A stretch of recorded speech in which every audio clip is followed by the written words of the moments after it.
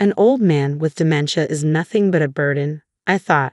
The idea of spending my remaining years caring for someone in such a state was unbearable. I longed for a fresh start in a new home with a new partner. My mother-in-law, clearly determined to leave her husband behind, was ready to start anew despite his condition and the $3.3 million debt he carried.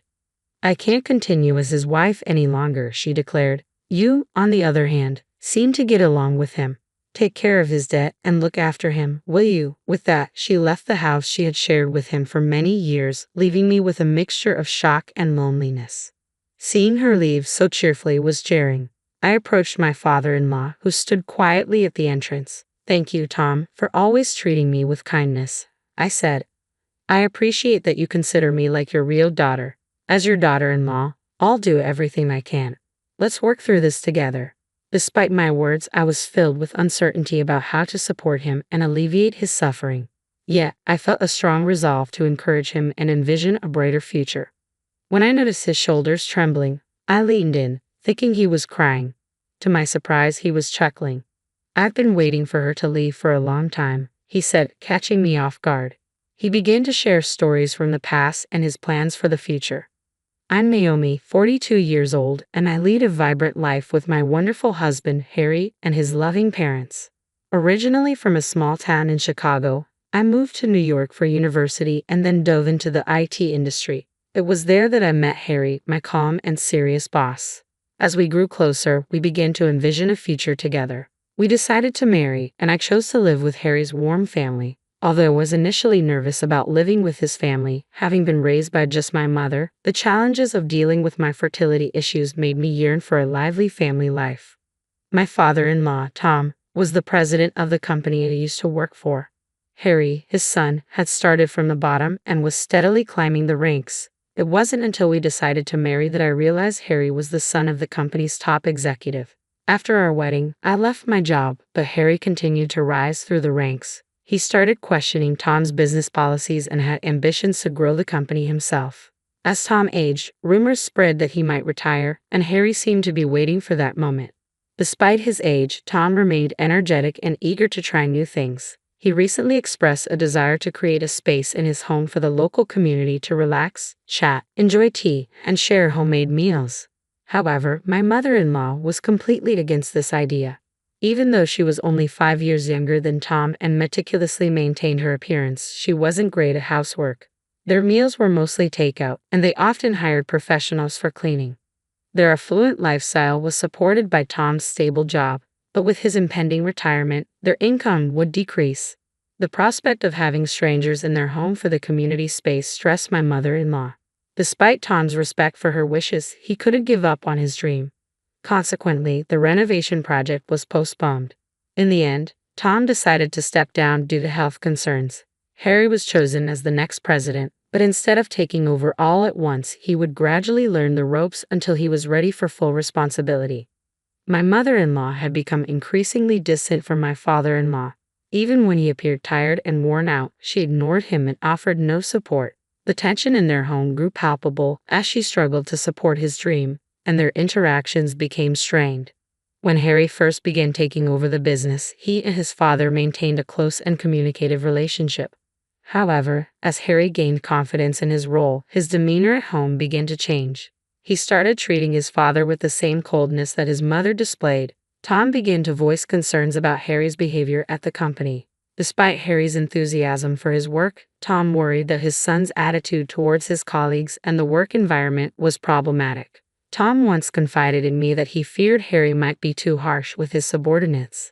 Having experienced my own parents' divorce and a limited relationship with my biological father, Tom holds a special place in my heart. He's always been warm yet self-disciplined, and I deeply respect him as if he were my own father. He also cares for me and has started to share his thoughts and feelings with me, which has made it all the more painful to witness the growing distance between him, my mother-in-law, and Harry. Both were stubborn and resistant to any attempts I made to encourage openness. Then, one day, my mother-in-law suggested a family meeting. She proposed selling their current house and building a new one. I was intrigued by how the family would respond. There's an old house for sale next door, she said. It's a bit dated, but with some care and attention, it could become a beautiful home. We could even create a lovely space in the garden for everyone to enjoy. Her enthusiasm was a refreshing change from her usual reluctance. Tom's eyes lit up at the idea. That sounds wonderful. We could definitely make a space in the garden for everyone to enjoy. Harry smiled and said, "If it makes you happy, I'm all for it." And so, plans for the new house began, with my mother-in-law taking the lead on the project. When I inquired about the progress of the new house, my mother-in-law confidently told me to leave it to her and not to interfere. She seemed to be communicating frequently with Harry, and I assumed things were going smoothly. However, I was stunned when I received shocking news. My father-in-law had accumulated a debt of $3.3 million. Despite his reputation as a seasoned business figure with substantial investment experience, his calm demeanor had concealed the scale of his financial troubles. My mother-in-law's first reaction was to worry about the future of the new house. Although my father-in-law tried to reassure her, saying, "Don't worry, everything will be all right, I'll sort it out," her anxiety was palpable. She began treating him even more coldly than before. One day, while I was washing dishes in the kitchen, I overheard a hushed conversation between Harry and my mother-in-law. They were discussing the ownership of the new house, and I was shocked to learn that despite my father-in-law providing the funds, they were planning to proceed with the house under Harry's name without informing Tom. I couldn't believe they were making such a significant decision without involving him. "Aren't you both making decisions about such an important matter without including everyone? Shouldn't the whole family discuss this together?" My mother-in-law's response was sharp. "You know, Tom is showing his age, and there's also the debt issue. Besides, you've only recently joined this family. It's best if you just observe and stay quiet for now. The only person I truly rely on is Harry." Her blunt words stung, and Harry didn't offer much of a response. He had been so absorbed in his work lately that our time together as a couple had diminished. The only person I genuinely trusted and could confide in was my father-in-law. Yet recently he seemed different. Where he once was lively and busy, he now spent more time sitting on the couch, lost in thought. I suspected that my father-in-law might be troubled by his debts, but it seemed like there was something more going on. "Have we had dinner yet?" he suddenly asked as I was finishing up the dishes. "We just had hamburgers, salad, and soup together," I replied after a moment of thought. "Right, sorry about that," he said and retreated to his room. His forgetfulness was unusual, and it made me uneasy. I suggested that he see a doctor, but he dismissed it with a laugh, attributing it to fatigue. When I spoke with my mother-in-law, she remarked, "Tom's charm was his intelligence and his money. Without those, he's nothing." I also discussed it with Harry, but he seemed preoccupied with work. He mentioned that things felt off and that there was a need for timely leadership at the company. Amidst all this, I felt a deep sense of loneliness, as if no one in the family was genuinely concerned. I repeatedly urged my father-in-law to see a doctor, but he consistently refused. His condition seemed to worsen, and I took it upon myself to research dementia, trying various approaches and continuously persuading him to get help. "You must be having a hard time," my mother-in-law said with a sigh and a cold smile. "Tom isn't the man he used to be. Once Harry takes over the company, everything will be his. Isn't it only natural that Tom should have nothing left?" Her eyes were colder than I had ever seen, a look I had never encountered before. Her harsh words and the growing tension in the house left me feeling both surprised and anxious. With the atmosphere growing more strained, I hoped that moving to a new house would help refresh our spirits. Finally, the moving day arrived. We hired professionals to handle the large furniture while we took care of the smaller items. My mother-in-law provided specific instructions such as where to place each item, and we followed them carefully. The last items to be moved were the cherished belongings of my father-in-law and me. I returned to our old place to fetch my father-in-law when my mother-in-law appeared unexpectedly. "Thank you, everything is sorted now," she said. "Actually, I've arranged another moving destination for you as well." Her shocking revelation left me speechless. I stammered, "What do you mean?" She handed me a note with the address of a nearby flat. Seeing her smiling face, I was at a loss for words. She cheerfully explained, "The new house will be for me, Harry, and Ted to enjoy, so you and Tom should start fresh in your new place." I couldn't grasp what was happening. The only thing I knew for sure was that I couldn't leave my father-in-law alone. As I prepared to leave, she added, "Well, Tom needs you now. Do your best for him. We can think about what comes next when the time is right. My mind was spinning with shock and confusion. Who was this Ted she mentioned? I could hardly think straight. How can you abandon Tom after all the years of support he's given to the family? I asked, my voice trembling. She laughed, absent-mindedly playing with her hair. I want to enjoy my life too. I've taken care of Tom's needs, but daily life with him has become tedious. I want a fresh start with Ted. I couldn't believe her words. It seemed my mother-in-law was set on leaving her long supportive husband to pursue a new life with someone else. Tears welled up in my eyes. So all your plans for a new life come at our expense? With a glint in her eye, she replied, grow up a little. We all have the right to seek new beginnings. Besides, if people knew about Tom's $3.3 million debt, they'd reconsider too. For a moment, I was utterly speechless, struggling to process the gravity of her decision.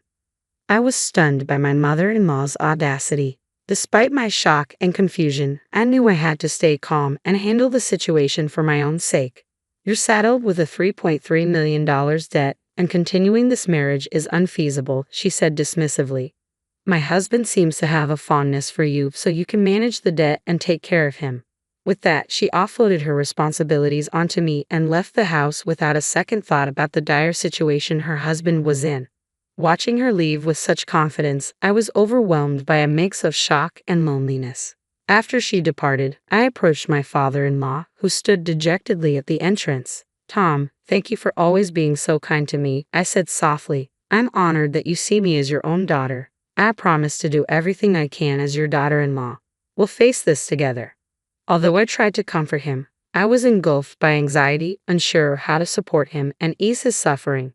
Yet a deep desire to help the man I respected and to envision a brighter future for him filled my heart. As his shoulders began to tremble, I leaned in, worried that he might be crying. To my surprise, he was laughing uncontrollably. I'd been waiting for her to leave for a long time, he said, his laughter still echoing. His unexpected reaction left me stunned. He continued, when she talked about wanting a new house, I saw it as an opportunity. She's so dependent on me that I hoped she'd ask for a divorce. I didn't expect to be kicked out of the house, though. I was dumbfounded by his revelation. His elaborate act had completely fooled me. Seeing the confusion on my face, Tom smiled gently. Naomi, I'm sorry things turned out this way, but don't worry about the investment. Even if it goes wrong, we won't lose much. Now the real adventure begins. When we arrived at the new house, my mother-in-law was visibly upset. Naomi, why did you bring Tom here? You two were supposed to move into a flat. Plus, my new boyfriend is coming tomorrow. Harry's taking over the business, so I need Tom's bank statements, she demanded, flustered. Tom, seemingly unaffected by her dismay, turned to her with a steely gaze. I know you plan to enjoy your time with your new lover, he said, shifting the atmosphere dramatically. My mother-in-law was taken aback, and Harry stood silent, watching the confrontation unfold. I've already transferred the ownership of this house to my name, my father-in-law said with a hint of apology. It'll be difficult for you to stay here now. His words left my mother-in-law speechless, her eyes widening in disbelief. But don't worry, I found a flat nearby for you. Enjoy your new life with your boyfriend. I'll cover the rent for the first few months, he added, his smile cold. Until that day, my father-in-law had always dealt with my mother-in-law's selfishness with patience and a smile. But now his eyes were sharp with anger, and his stern demeanor seemed to make her shrink. I'm truly sorry, she said, her voice trembling as she fought back tears. I was scared when I thought you had dementia, and when I heard about the $3.3 million debt, I was overwhelmed with anxiety. But I've always loved you. I never imagined it would end like this. Her words were filled with regret and desperation, but it was too late for apologies. My father-in-law chuckled bitterly. The $3.3 million debt isn't as daunting as it seems. I married you for your vibrant spirit, not for your money. It's clear now that love isn't in your heart. I want to spend my remaining years in peace, and I don't want you here anymore. Please leave. Without even looking at her, he asked her to leave. Harry, stunned, gathered my mother-in-law's belongings and placed them by the door. He didn't want to abandon her but seemed to be trying to make amends with his father, perhaps to protect his own interests. What are you saying, Harry? Are you leaving me behind? Help me. Forgive me just one more time, she pleaded, tears streaming down her face. Ignoring her cries, my father-in-law and Harry walked into their new home. Her heartbreaking screams echoed in the tense atmosphere, but I followed them inside. Later, Harry made desperate attempts to reconcile with his father, but his work attitudes and interpersonal issues proved problematic. The company had another promising successor who had been performing well, and responsibilities were gradually being handed over to him. Consequently, my father-in-law entrusted the company to this new successor and stepped down as president. Harry, who had assumed he would naturally take over, was deeply shocked. Meanwhile, my mother-in-law began her new life in a small flat with her affair partner Ted. However, her new life didn't bring the happiness she had hoped for. Eventually, their relationship soured, leaving her alone once again. Concerned for her, I occasionally checked in on her. Her current state, far from her once glamorous days, was lonely and hard to witness. In contrast, my father-in-law and I began building a community space in our area. He provided the financial support, while I worked diligently to create a welcoming environment. The space became a local sensation, featured in magazines and online, and attracted many visitors. Riding this wave, we established an organization and expanded our activities. Harry, having left his previous job, now participates in our efforts. He used to be quite prideful, but through interactions with diverse people, I hope he becomes kinder and more compassionate. Together, we aim to fulfill Tom's dream and strengthen our community bonds, looking forward to many joyful days ahead.